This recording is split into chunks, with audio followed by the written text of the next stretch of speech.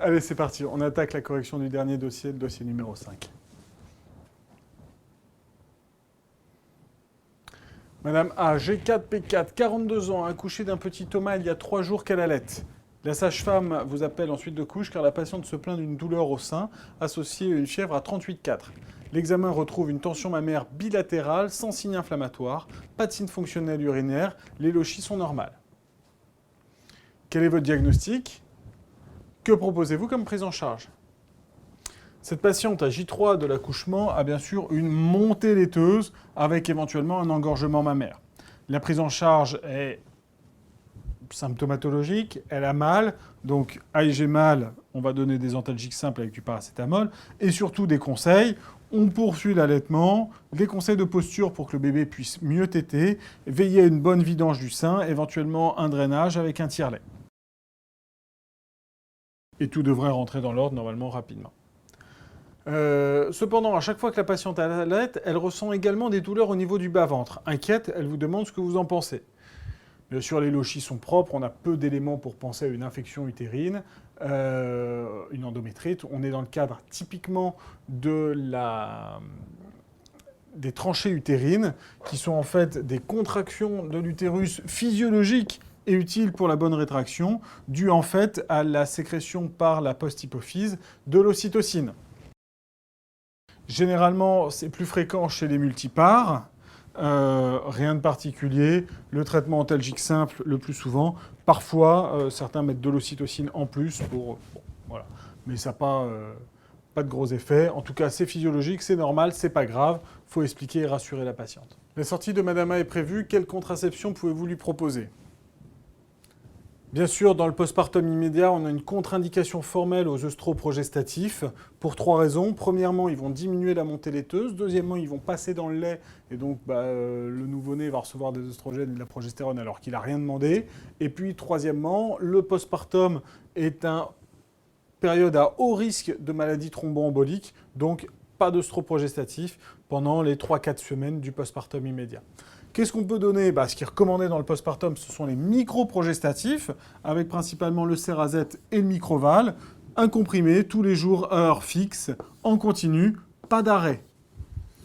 On peut envisager de poser un stérilet au cuivre ou à la progestérone, pas immédiatement bien sûr dans le postpartum là tout de suite, parce que la patiente a l'alcool qui est encore ouvert, donc le stérilet ne va pas tenir, mais rapidement on pourra envisager de le poser après 1 mois.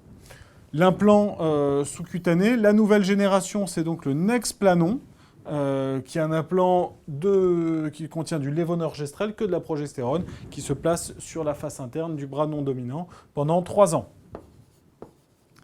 Petite nouveauté de cette nouvelle génération, donc le Nexplanon par rapport à l'ancien Limplanon, c'est le dispositif de pose et puis surtout le fait qu'il soit radio-opaque. Et puis, on peut, si la patiente ne souhaite pas reprendre de contraception immédiatement, elle peut avoir une contraception mécanique avec les préservatifs qui restent efficaces. La patiente est rentrée à domicile, mais reconsulte à J7 post-accouchement pour un nouvel épisode de fièvre à 39,4 avec une douleur dans le cadran supéro-externe du sein droit. L'examen du sein retrouve un placard rouge, douloureux, dans le cadran supéro-externe. Le test de Budin est négatif. Le reste de l'examen est normal. Qu'est-ce que le test de Budin? En fait, le test de Budin, ça consiste à récupérer sur une compresse une petite goutte de lait. En fait, cette goutte de lait va migrer. Si on a une auréole, c'est en fait qu'on n'a qu'un seul produit, c'est du lait. Si on a 2 auréoles, peu importe la couleur, c'est qu'on a 2 produits différents, c'est qu'on a du lait plus du pus. Quel diagnostic évoquez-vous donc chez cette patiente? Fièvre très élevée, test de Budin négatif, bonne conservation de l'état général, J7 précocement, cadran supéro-externe du sein. Ça fait vraiment évoquer le diagnostic de lymphangite aiguë du sein droit, toujours préciser le côté. La conduite à tenir chez cette patiente sur une lymphangite, donc c'est pas infectieux la lymphangite, c'est un canal lymphatique qui a du mal à réabsorber tout l'œdème du sein et qui s'inflamme. Donc c'est pas infectieux, c'est pas dangereux pour le bébé, c'est très douloureux pour la mère, ça fait des fièvres très élevées, mais il n'y a rien de plus à faire que j'ai mal, des antalgiques, la poursuite de l'allaitement des deux côtés, des anti-inflammatoires éventuellement, donc de l'aspirine, 1 gramme 2 fois par jour après les tétés, des cataplasmes locaux et une bonne vidange du sein avec un drainage et un tire-lait. Le diagnostic différentiel qu'on reverra plus tard de la lymphangite, c'est donc la galactophorite aiguë, mais qui n'a rien à voir. 2 ans après, la patiente revient vous voir et vous demande une méthode moins contraignante que sa contraception classique. Bah oui, elle commence à être âgée, voilà. Elle et son mari ne veulent plus d'enfants, ils ont plus de 44 ans, je crois. Elle songe à une méthode plus radicale. Que répondez-vous? Quelles sont les modalités? Chez cette patiente, c'est une patiente qui est complètement éligible à la ligature tubaire. Avant 2001, c'était une mutilation et la ligature tubaire ne devait être faite qu'à des patientes chez qui la grossesse mettait en jeu le pronostic vital. Cardiopathie sévère, hypertension artérielle pulmonaire, bref, utérus multicicatriciel. Bref, la patiente, elle demandait, on lui disait, bah oui, mais c'est pour sauver votre vie. Ou la contraception complètement contre-indiquée. Après la loi de 2001, c'est autorisé, toute patiente peut demander une ligature tubaire. Il faut bien préciser le caractère irréversible de la chose, et il y a un délai de réflexion obligatoire de 4 mois entre la demande et la réalisation. 2 méthodes sont possibles. Soit l'ancienne méthode, c'est la célioscopie, où on rentre par le nombril et sur les trompes, on va mettre des clips ou les coaguler et les sectionner. La méthode moderne aujourd'hui, qui se fait en consultation, sans hospitalisation, c'est la méthode hystéroscopique par le procédé Eschure. Qu'est-ce que c'est? On rentre une petite caméra dans l'utérus et on va déposer des ressorts dans les trompes. Et au bout de 3 mois, ces ressorts se sont épidermialisés. Et donc, on fait juste un contrôle radiologique pour vérifier que les ressorts sont bien en place. Et donc, là, tout va bien. La patiente a les trompes qui sont définitivement et complètement bouchées. On ne peut pas les réparer. Certains cas de célioscopie avec des clips ou des coagulations, on peut faire des anastomoses tubotubaires chez des femmes jeunes qui regrettent et qui reveulent des enfants. La méthode Eschure est complètement irréversible parce qu'on va boucher la partie très proximale de la trompe. Les autres alternatives, et oui, il faut y penser, la ligature tubaire, c'est chez la femme, mais chez l'homme, on peut aussi proposer une vasectomie chirurgicale, qui est la ligature des canaux déférents. Il faut préciser le caractère irréversible, et on peut proposer dans ce cas-là une conservation du sperme dans un sécos. Dans ce petit dossier, nous avons commencé à en percevoir les pathologies de l'allaitement avec la montée laiteuse, qui est physiologique et qui peut se compliquer d'un engorgement. La lymphangite, qui généralement survient vers J6, J7, avec une fièvre très élevée, une inflammation d'un canal lymphatique dans le cadran supéro-externe du sein. Les ganglions, c'est assez aléatoire là-dessus. L'état général est conservé. Le test de Budin est négatif, ça n'a rien d'infectieux. La galactophorite aiguë infectieuse, donc dans ces cas-là, on a une fièvre un petit peu moins élevée, une altération de l'état général, un test de Budin positif, c'est-à-dire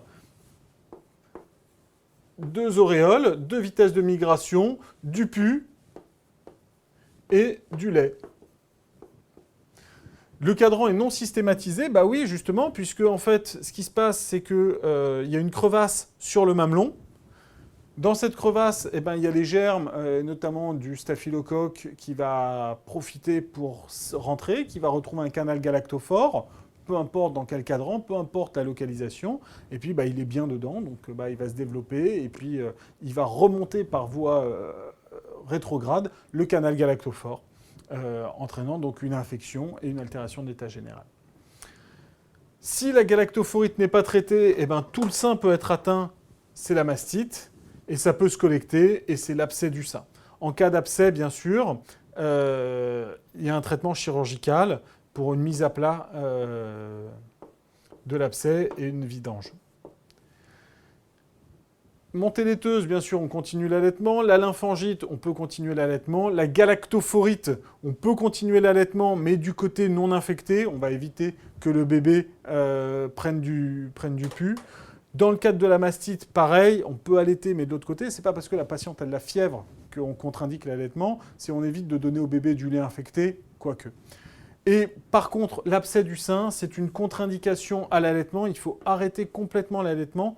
Pourquoi ? Parce que le sein, l'abcès qui a été ouvert, si on continue à téter de l'autre côté, il va continuer à être irrigué par la production laiteuse et il ne va jamais pouvoir cicatriser.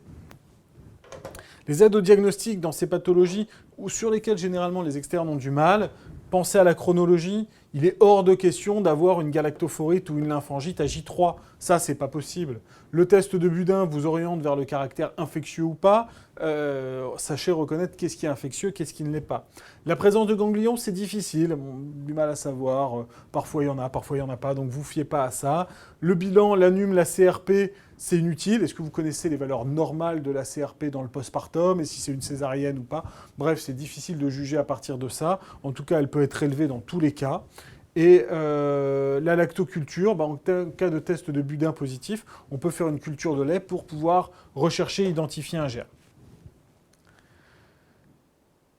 Au terme de ce dossier, nous avons étudié donc l'allaitement et ses complications et revu un petit peu la contraception et la stérilisation. Pour conclure sur cette conférence d'obstétrique des 3, tout d'abord, j'espère que ça vous a plu, que vous avez appris plein de choses. Si vous avez des questions, n'hésitez pas à me solliciter. Je reste à votre entière disposition. Et puis, continuez à bien bosser. Bossez bien votre D3 pour être prêt pour pouvoir voir d'autres dossiers et d'autres pathologies dès la D4.